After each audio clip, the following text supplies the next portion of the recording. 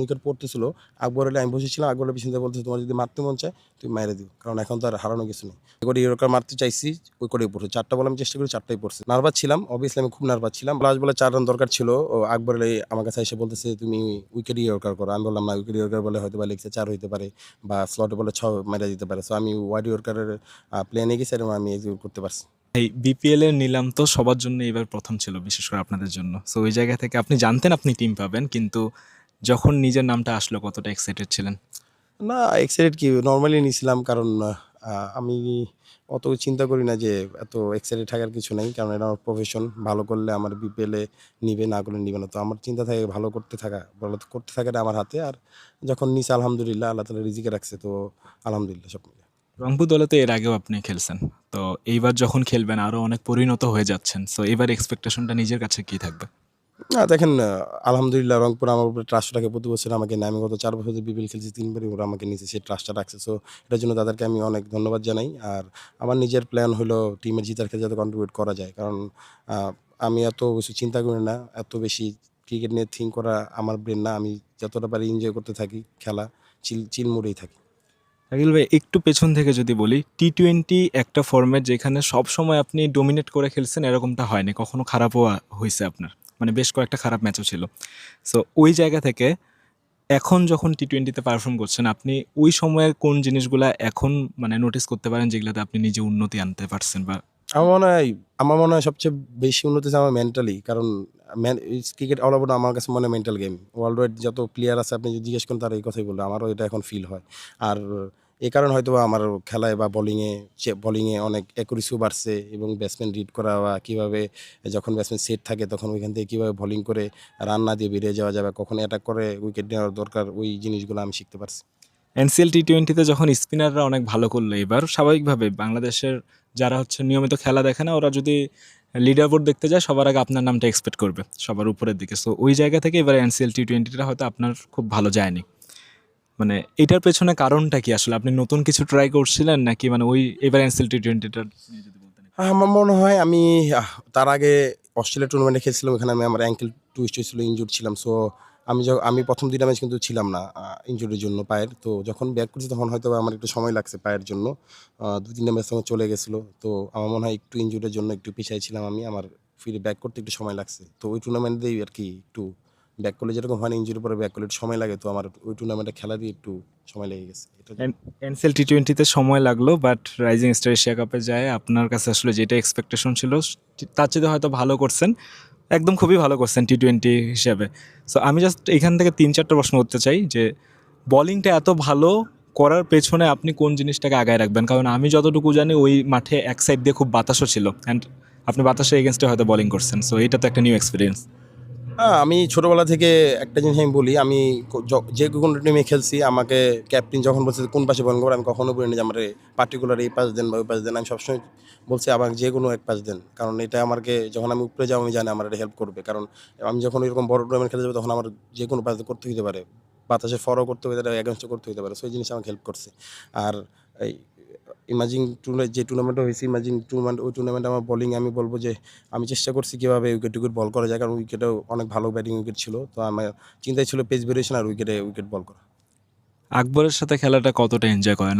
আমি জানি যে ক্যাপ্টেন হিসেবে আকবরকে আপনার অনেক পছন্দ। অ্যাকচুয়ালি আকবরের সাথে তো 19 থেকেই খেলতেছি। ইভেন আমরা যখন ইজ লেভেল খেলছি তখনও খেলা হইতো। তো ওর আর আমার রিলেশন অনেক ভালো। ও বুঝে যায় যে আমি কী চাই বা ও কী চায় আমি বুঝে যাই। সো আমার মনে হয় এই জিনিসটা অনেক হেল্প করে মাঠে। ইন্ডিয়াকে আপনি কখনো ভাই ভাবতে পারেন না, এটা আপনি আমাকে ৩ বছর আগে বলছিলেন ইমার্জিং এশিয়া কাপে, কারণ ইন্ডিয়ার সাথে আপনি যে কোনো মূল্য হোক জিততে চান। লাস্ট ওভারটা করলেন, একটা হয়ে গেল এরকম ইনসিডেন্ট। এরপর মানে মাথায় কি চলতেছিল, অথবা লাস্ট ওভার বোলিং করার সময়টাতে কি চলতেছিল?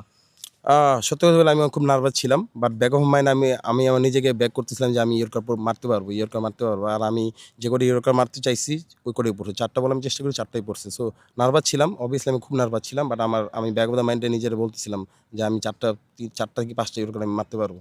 সো আমার মনে হয় ওই জায়গায় আমি আমার মেন্টালি নার্ভ ধরে রাখতে পারছি। এটা আমার মনে হয় অনেক বড় ব্যাপার। জিসান যখন ক্যাচটা মিস করলো লাস্ট বলে, তো যে কোনো কিছু হইতে পারতো। লাস্ট বলের পরিকল্পনা কি যে ডেলিভারিটা করছেন ওইটাই ছিল?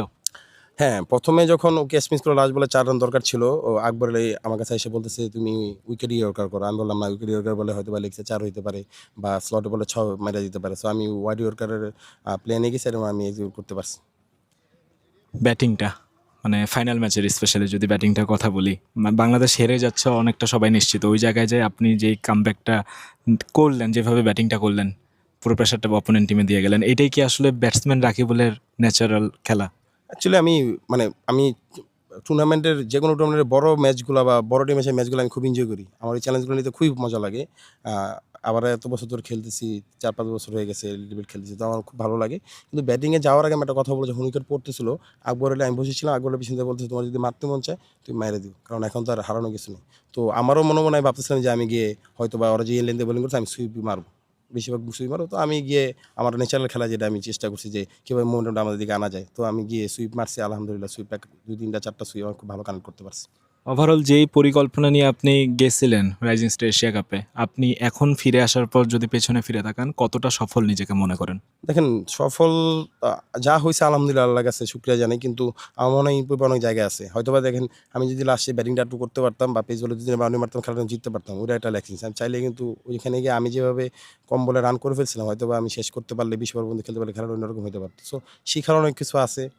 প্র্যাকটিস করার উন্নতির জায়গাও আছে। সো আমি মনে করব সব মিলে ভালোর তো শেষ নাই। তো টুর্নামেন্ট ভালো হইছে আলহামদুলিল্লাহ। এখন এই আনসিল চলতেছে। এই আনসিলে কিভাবে টিমের জয়ের ক্ষেত্রে ভূমিকা রাখা যায় চিন্তা করতেছি। আবার এটা আসলে বিপিএল এ কিভাবে ঢুকবো।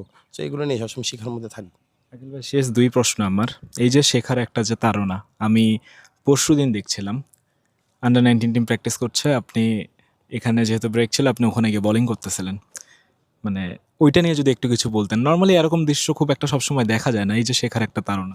না, অ্যাকচুয়ালি জিনিসটা হইছে কি, আমি তো আরশাদের সাথে কাজ করি। ও তো 19 টিমের সাথে আছে।